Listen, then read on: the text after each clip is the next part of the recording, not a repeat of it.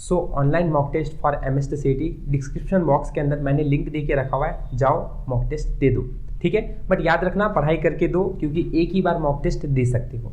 मैंने जो भी क्वेश्चंस जो बनाए हैं वो पिछले 2 साल के पेपर एनालिसिस किए हैं और उस बेसिस पे बनाया है। सारा क्वेश्चन CET का है जो 2022 में 21 में पूछे हुए हैं वही, ठीक है। तो एक बात और कि इसकी वजह से बहुत टाइम लगाया मैंने, पिछले 6 से 7 दिन मैं इस पर काम कर रहा था। तो हो सकता है जितना लोगों के साथ शेयर कर सकते हो शेयर करो। अब तक जितना मैंने वीडियो पे काम नहीं किया है उतना इस वीडियो के लिए मैंने काम किया है, ठीक है।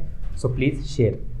अब यहाँ से आगे कुछ देर थोड़ी मेरी बात ध्यान से समझो, ठीक है। एक बड़ा भाई समझकर, कुछ क्या पता आपके 12 to 14 मार्क्स CET में बढ़ जाए, ठीक है। तो ध्यान से सुनना। अच्छा, मैंने देखो फर्स्ट चीज़ लिखी है यहाँ पे कि जो टॉपर है और एक एवरेज स्कोरर है उसके बीच में सिर्फ एक चीज़ का फर्क है। एक टॉपर इस टाइम पे, मार्क माय वर्ड, इस टाइम पे सबसे ज़्यादा रिवीजन कर रहा है।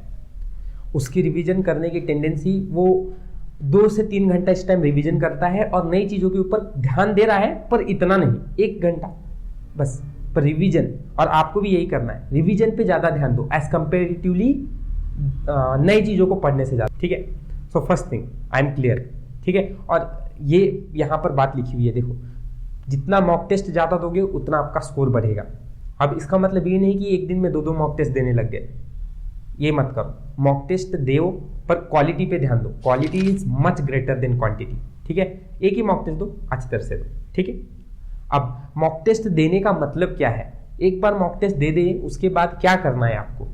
तो मॉक टेस्ट एक बार दे दोगे उसके बाद पेपर एनालिसिस करो एंड देखो वो मॉक टेस्ट देने के बाद, यार ये क्वेश्चन मैंने सही किया है, इस क्वेश्चन में मेरी गलती हुई है, तो मैंने क्या गलती किया है? क्या ये माइनर मिस्टेक था? क्या ये मेजर मिस्टेक था? क्या ये क्वेश्चन दूसरे तरीके से सॉल्व हो सकता था? क्या इसके लिए कुछ ट्रिक थी? क्या ये क्वेश्चन मेरे लेवल पे था? क्या ये मैं करना चाहिए था? ये सारी चीज़ें सोचोगे और ये क्वेश्चन करते समय आप सोल्यूशन पे भी ध्यान दोगे। तो क्या पता अगर CET में वही क्वेश्चन आ गया जो आप मॉक टेस्ट में दे रहे थे, तो बिना सॉल्व किए ही आप उसका आंसर लिख लोगे। और अगर आपने उसका सही आंसर देखा है तो आपको कंसेप्ट भी पता होने की जरूरत नहीं है। एट द लास्ट वो आंसर सही होना चाहिए, यही एग्जाम में जाकर फोकस करना है ना, ठीक है। तो याद रखो आपका फोकस, आपका कंसंट्रेशन, आपको ये सब चीज़ें एक बार मॉक टेस्ट देने के बाद ही क्लियर होता है। इसलिए मॉक टेस्ट देने के बाद एनालिसिस करना इज मस्ट, और ये सब कर रहे हैं, आपको भी करना है, ठीक है, ओके।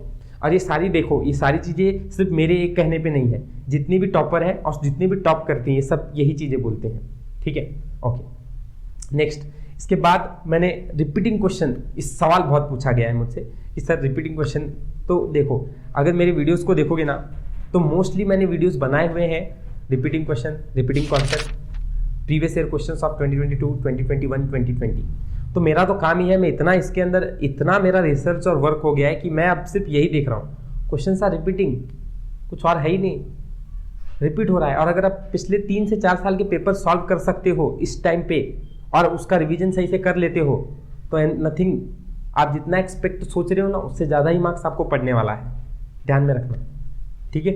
तो इस वजह से CET के क्वेश्चंस मैं लास्ट कि पिछले questions are repeating, concept are repeating, nothing is going to change so much, एकदम आसान है, ठीक है।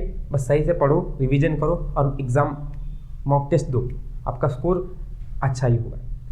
होप ये चीज़ें समझ में आई आपको और मैंने आपका टाइम वेस्ट नहीं किया होगा। Thank you for watching, will meet in the next video.